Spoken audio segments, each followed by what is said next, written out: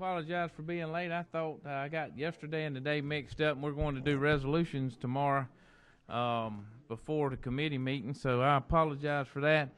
If y'all would, please bow your head, and we'll have a prayer, and then we'll get started. Most kind and gracious Heavenly Father, first we just want to thank you for us, Lord, for giving us the ability to be here to serve, Lord. We pray that all that we do will be pleasing unto you, and we pray for those within our community, Lord, within our caucus, within this legislature, and those affected by it that have sickness within their family. We just know that you're the great healer, Lord, and ask that you would lay your healing hands down upon them.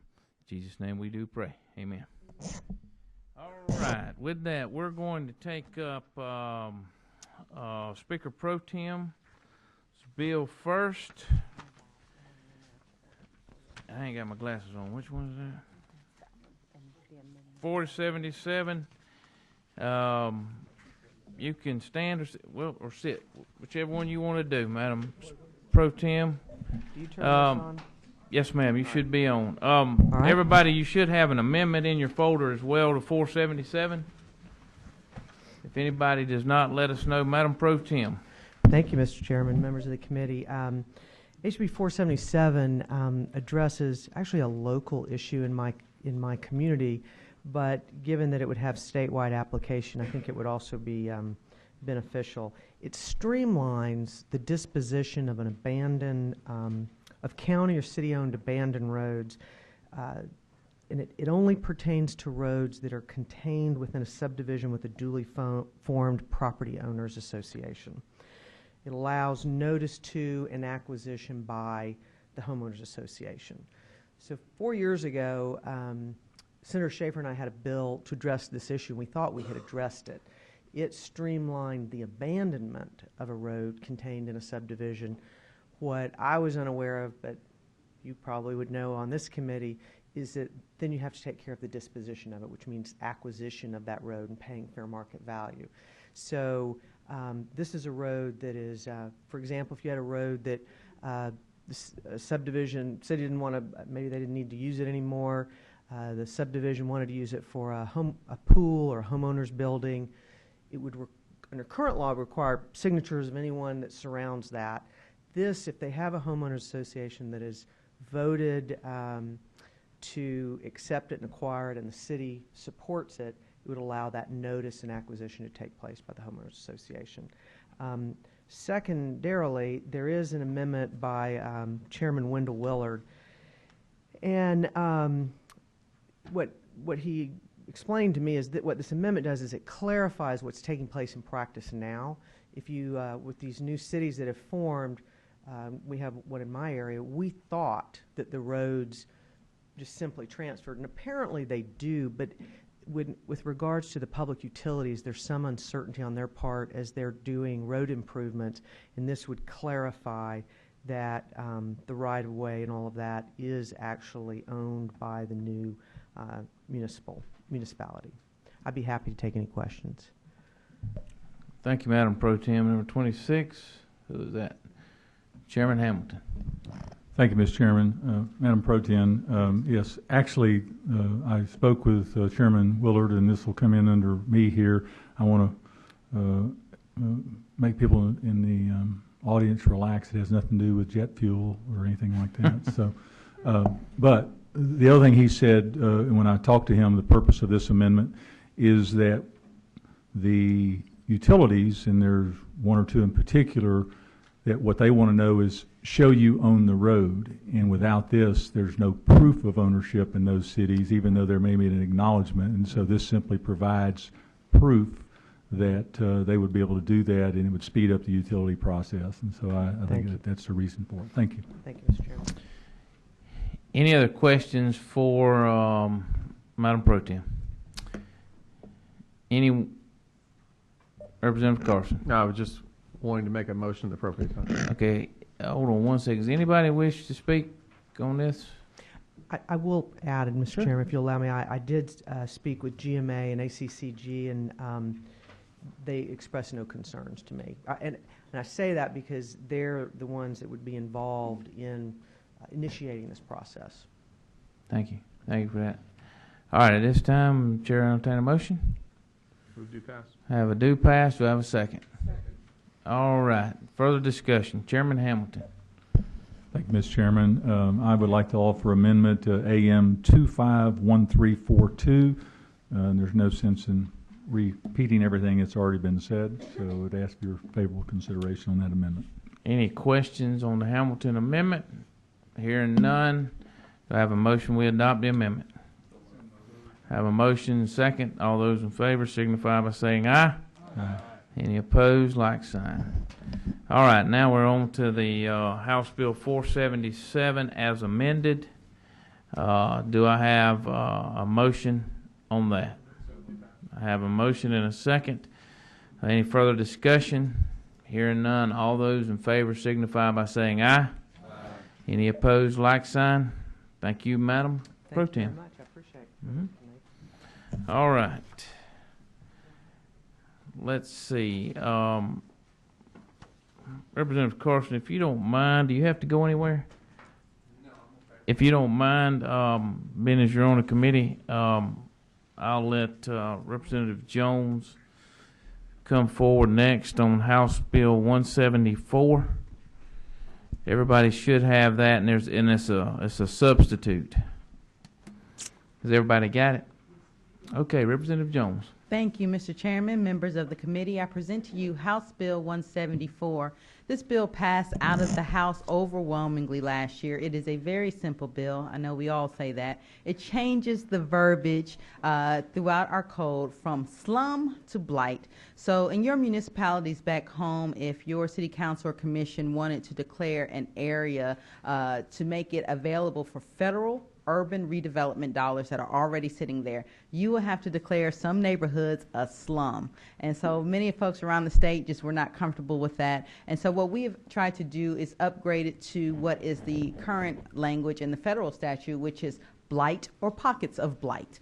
Still not the most perfect language, but a little bit better than a slum. We have worked with GMA. They are very supportive of the bill, and we would ask for your positive consideration. The substitute that you have before you, last year when the bill came through, there was a section that added language that would apply only to the Beltline here in Atlanta. So the same urban redevelopment areas will allow parks and things of that sort. Well, Atlanta has taken their stuff and they're moving on their own, and we put that in out of consideration for them last year. It is not in the bill this year. That's how the bill originally started and was presented, and so we're moving it forward that way. And I'll be happy to take any questions you may have.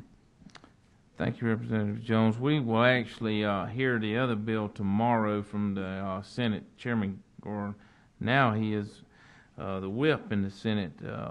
Senator Gooch, I think, has the one dealing with the one that you're referring to. It'll be in committee tomorrow. So just so I'm straight on this, and I think I am, so this now applies to all over the state, correct? The entire state. That's correct.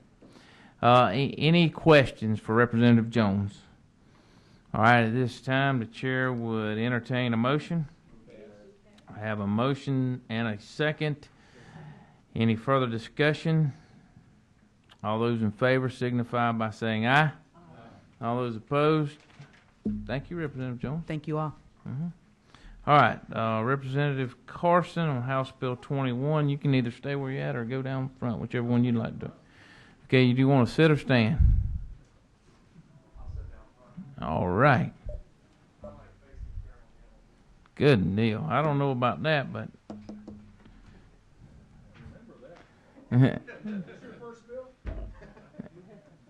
Is it his first bill in transportation? No. Well, it's still the first bill. It's just same language, just a different number. Your mic on? Yes, sir, it is. Okay. Ladies and gentlemen, I just want to bring in before you House Bill 21. House Bill 21. This is essentially the exact same bill as House Bill 775 last year. All this really does is replace some Population Act language that is currently in the code, dating all the way back to 1950. As some of you may know, I also serve on intergovernmental coordination. We undertook a project to start repealing, updating, so forth, some of these Population Acts that are in the code, and this was one of them. When we went through this, and you should have a copy in front of you. I just want everyone to be very clear about the language that we're replacing, repealing and replacing, I should say. And it has to do with the federal census of 1950 and should have exceeded 43,617 person. My understanding is that this language was adopted to more, essentially to delineate Atlanta at the time. What we're doing is just basically cleaning up this Population Act language at the advice of Legislative Council. You can see in the bill what we say on lines 15, 16, and 17 in regard to the definition of a metropolitan area. Now, I will tell you, Mr. Chairman, as you know, you and I have discussed this with Chairman Jacobs. MARTA, to address some of their concerns, they didn't have a concern with the Population Act. They had a concern with the area of the code. They just wanted some cleanup language. Chairman Jacobs could not be here, but he asked me to tell you via text message. Is that permissible? He said, please feel free to tell the committee that Marta and I made the changes to the bill and are fine with it. Well, we did that last year. So this has been looked at by Marta. They're okay with this, and be happy to answer any questions. Representative Carson, refresh my memory of what happened last year. Did this just get... This passed through the House, I think, Mr. Chairman, with 160 plus votes. I don't know the exact vote count. It went to the Senate. The Senate put an amendment on it. That's right. And the amendment, I think Chairman Hamilton, you may remember, was a very controversial amendment, and therefore it essentially died in Senate rules. I got you. I remember that now. Chairman Hamilton. Thank you, Mr. Chairman. Since you wanted to face me, Gladly. I'm not sure what you read is actually what Chairman Jacobs said, so could you pass your cell phone around so that we might actually see that it came from him and that the verbatim, that he is actually in approval of this? Because I know him, and it's just hard to imagine that he didn't mention the word DeKalb County in there somewhere, because everything everything comes out seems to have something to do with DeKalb County. I'll go you one better, Mr. Chairman. He is the third signer on this bill. In addition to that, I'll take a screenshot of my phone and send it to you. Hey, sunshine. I like that. That's what I was wondering today. Instead of a sunset, we was going to have a sunshine. Make sure the sun was shining on that day. I had to poke fun at you. You and I have been through, you know what, the last couple of weeks. We have to have a little. Yeah, that's right. We're looking for some sunshine. With that being said, any further discussion on Representative Carson's bill? If not, the chair will entertain a motion at this time. I have a motion and I have a second by Representative Gardner. Any further discussion? I don't know. Was that what do you okay. All right. Representative Geisinger said do pass. So a do pass motion and a second. Any further discussion? Chair hearing none. All those in favor signify by saying aye. All those opposed? We got a ho-hum down there as a maybe. Anyway, all right. Thank you, Representative Carson. All right. Now I get to come back down to present. So, Madam Vice Chairman.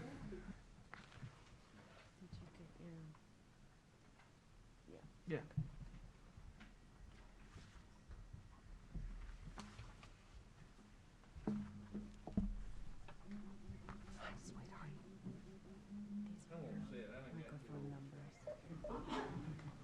We have those microphones turned on for you, Mr. Chairman.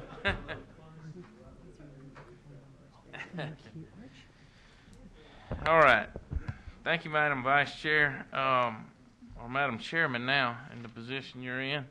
I bring to you today House Bill 106. This is the update bill for the department. I will kind of go through it briefly to talk to you about it.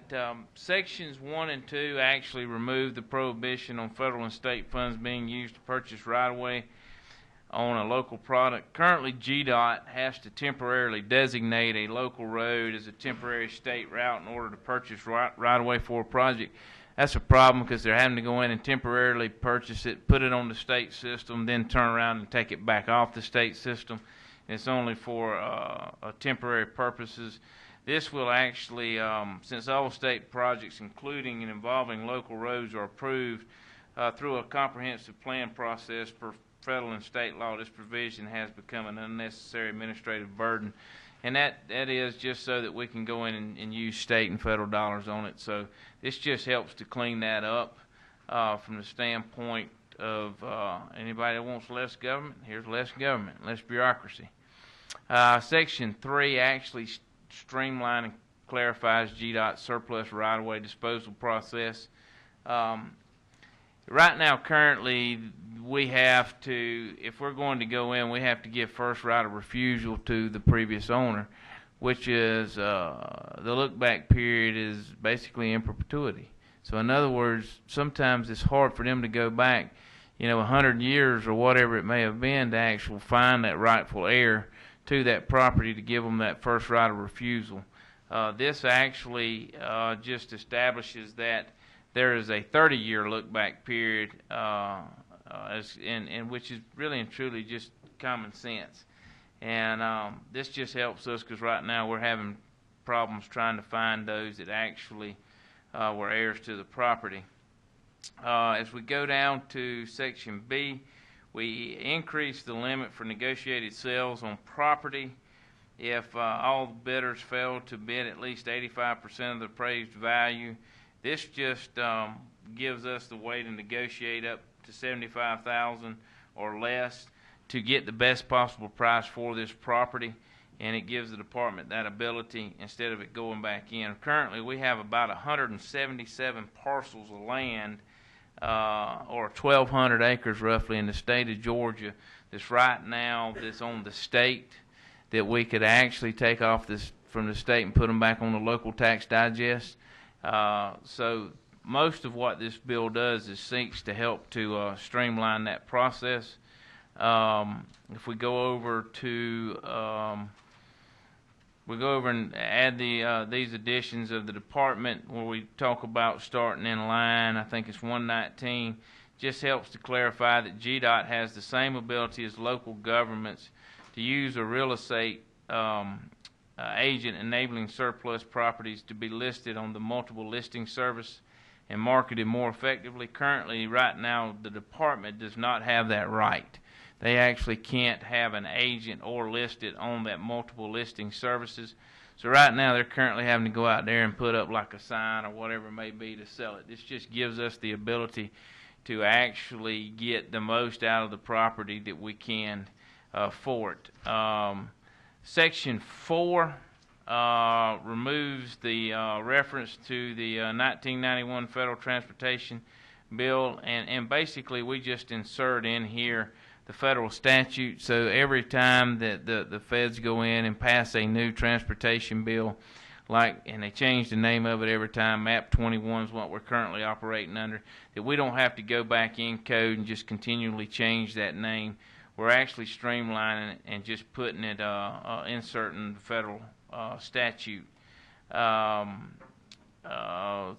see, G and H are actually used as in other portions of the title, and to help clear up that GDOT has the flexibility needed to comply with federal transit safety oversight. And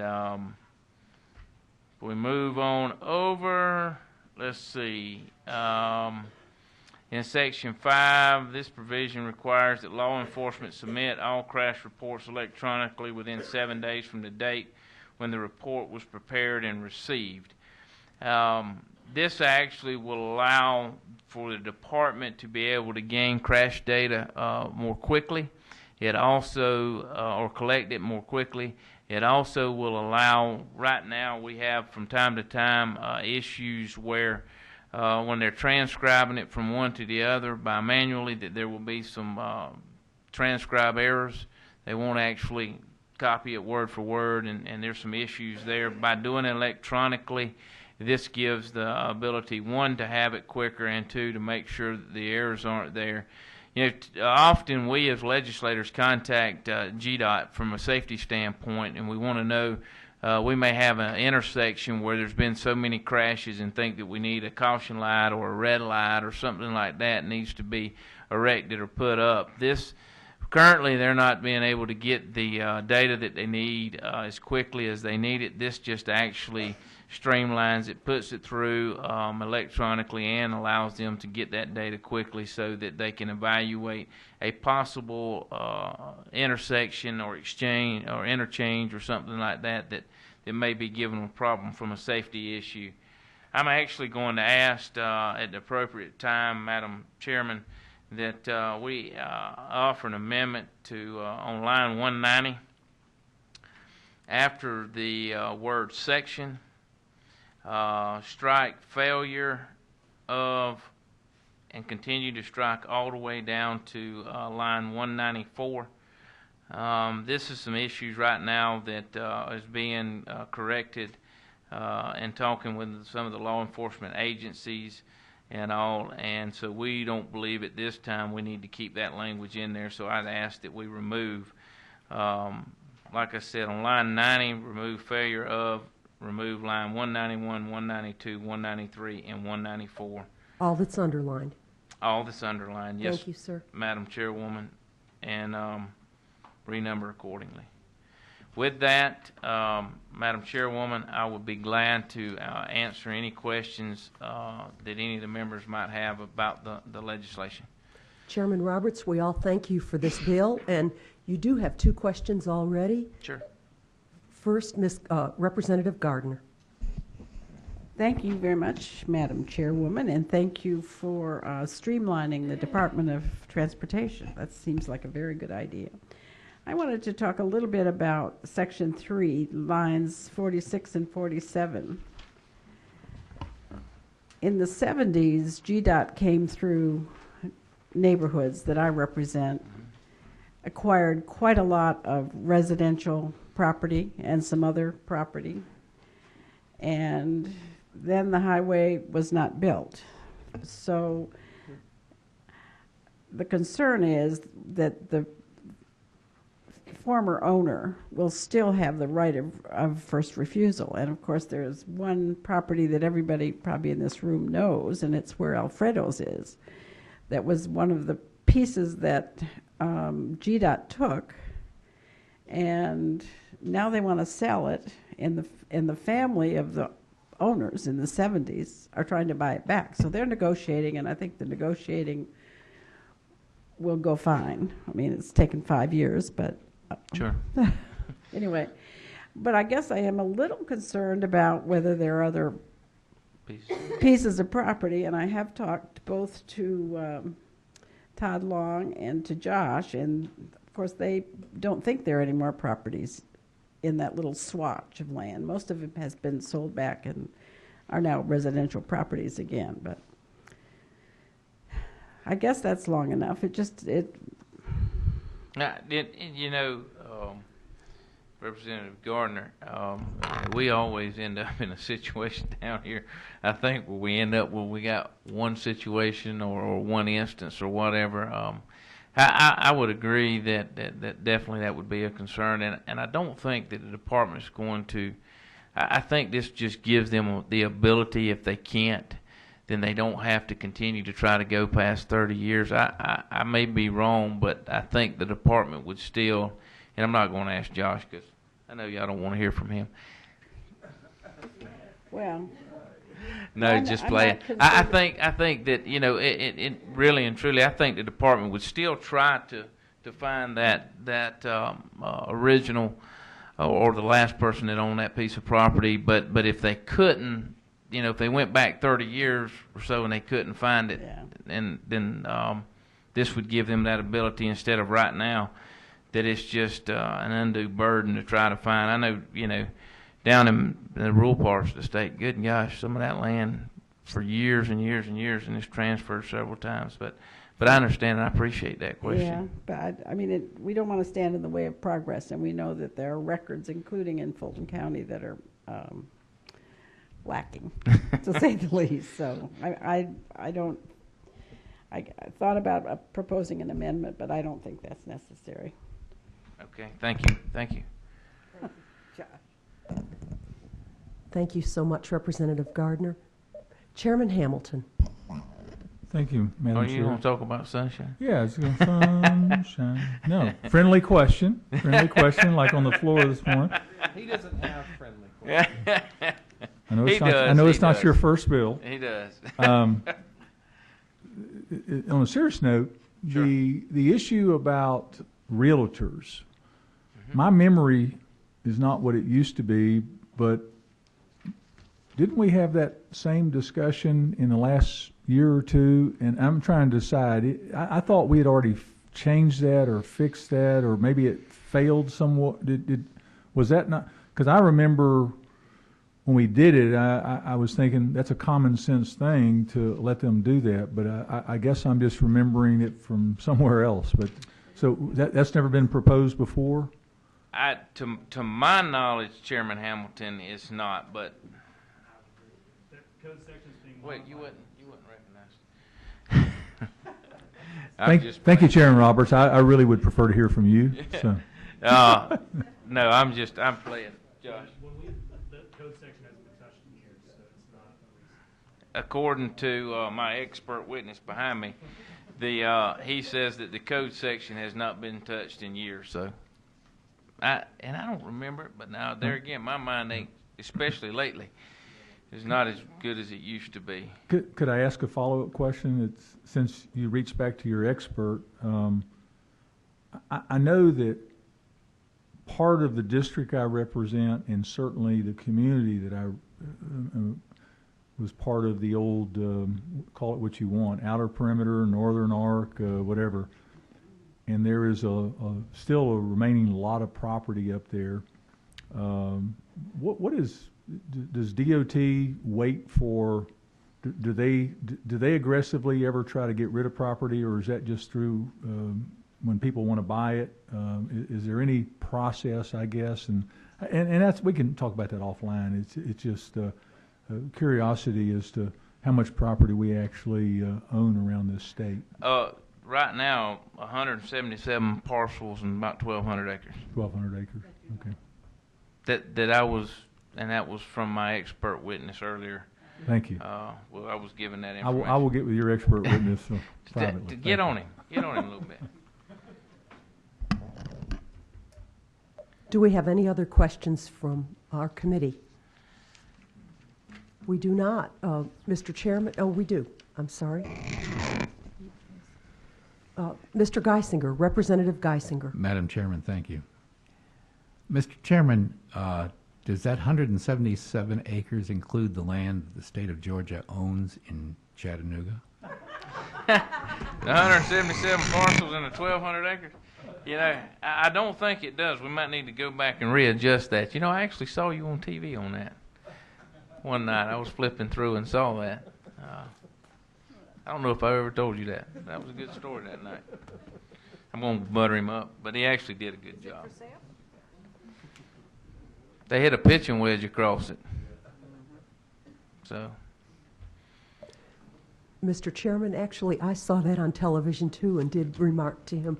Are there any other questions from our committee members? Well, at this time, I would like to entertain a motion. We have a do pass and a second. And at this time, we have the amendment. And do we have a motion on the amendment? So moved. Do we have a second? Second. Very good. And now we will vote on House Bill 106 as amended. Do I have a motion? Second? We have do pass and a second. All in favor say aye. Aye. And all opposed? Congratulations, Mr. Chairman. That was close. With Before making an announcement, we're going to have tomorrow at 2 o'clock in room 506. 2 o'clock and 5:06, but you've got a subcommittee meeting. Yes, resolution subcommittee will meet in 506 at 2, so full committee will meet around 2:15. Full committee 2:15. If you're on the resolution subcommittee, 2 o'clock to go over bridge namings and road namings. It's tomorrow, yes, ma'am.